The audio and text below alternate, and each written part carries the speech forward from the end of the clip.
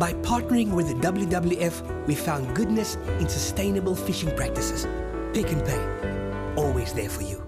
Welcome back. You tune into your Feel Good Morning Show. This is Expresso only on SABC3. Now, this morning, we are tackling the issue of doping in professional sports, all the way through school sports, and also with Lance Armstrong being a very hot topic lately. But what is important to know is the fact that many banned substances or prohibited substances in sport are available as over-the-counter meds prescribed by doctors. And as a sports person, you need to know the ins and outs. And, you know, this morning we are joined by a very familiar face on the Dr Mol Show, Dr Chamendran Naidoo, standing in for Francois Katz, who's feeling a little bit under the weather this morning. Dude, welcome to Expresso. Nice to see you again, man. Yeah, thanks for coming through, man. Yeah, very interesting topic we're talking about. You've been talking a lot about it this morning, but it's quite interesting the fact that over-the-counter medicines can have a detrimental effect to any professional sports person's career. So I think it's worthwhile to know what are some of those drugs available. It's true. A lot of people don't realize that a lot of the medication that they're getting from doctors, they feel it's safe because you're getting it from your doctor. Yeah. Exactly. But it's actually prohibited in a lot of sports. Some of those medications are your bronchodilators, which are used to treat asthma, COPD, emphysema. Caffeine. Caffeine is in a lot of cold preparations, a lot of cough syrups, and it's a naturally produced substance. So you get it in your tea, in your coffee, and it's also in soft drinks. Now, the thing is with caffeine, it's not completely prohibited because it's so readily available. They test your urine, and if it's above 12 milligrams per milliliter, then you consider it over the limit. So there's a limit where it's seen as prohibited. Exactly. And the other one is narcotics. So when I say narcotics, I mean your pain medications like morphine, codeine, pethidine. Yeah. Now, you know, it's one thing to say that this is there, that these substances are going to be to show up negatively when you do get tested. But how do we combat this? As an athlete, you're going to get sick. As a school child, as a professional athlete, you're going to get sick. That's a very fine line that we work. How do you go about protecting yourself on both sides of, I suppose, ultimately educating yourself? Where do you start?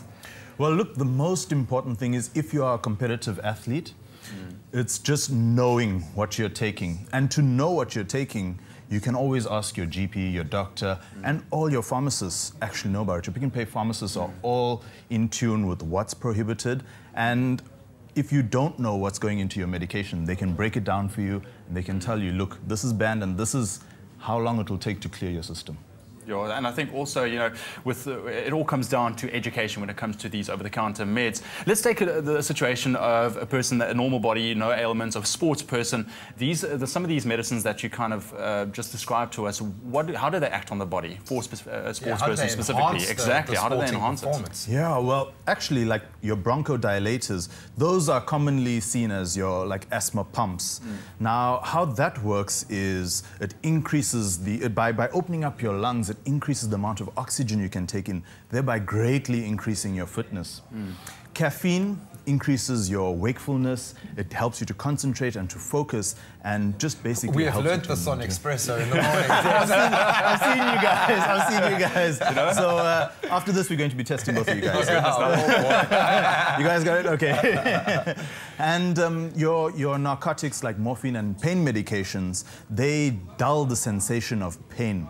So basically, you can go on for longer by ignoring that pain sensation. I think we sadly see the abuse of pain medication is very prevalent, certainly at schoolboy level. You know, if you think of rugby at schoolboy level, I fully admit to using the kinds of muscle relaxants and painkillers that, for serious injuries, that ended up prolonging those injuries for years after school. I played in the front row, so you must know my back and neck took an absolute hammering. I just ignored it, took my Voltarens and such, which work really well, but they also mask a lot of those things that the body needs to feel to protect itself. And Graham, that's dangerous. That's why these prohibited substances are prohibited, because it's harmful to the body. By masking the pain, you actually worsened your injuries. You could probably testify to that. Exactly. Yeah, very much so. Awesome, Chamendran. Thank you so much, man. Always nice to see you. Coming Thanks to educate us a little bit, man. Always nice to Love it. Thanks, Man. Had to be a doctor as well, eh? Has to be a doctor as well. I didn't forget about your drug test. Eh? We'll see how that goes down after. I think I'm on my 4th cup of coffee this morning or something like that. Awesome, guys. Today, man. Exactly, but of course, very controversial issue, but it does come down all to education in the world of doping and professional sports. But right now, a little bit earlier on the show, Lynn Dewey-Suttle gave us a performance of note, and it's time to catch up with her and see how 2013 has been treating her. By supporting the Flower Valley Conservation Trust, that's where we found goodness. Pick and Pay, always there for you.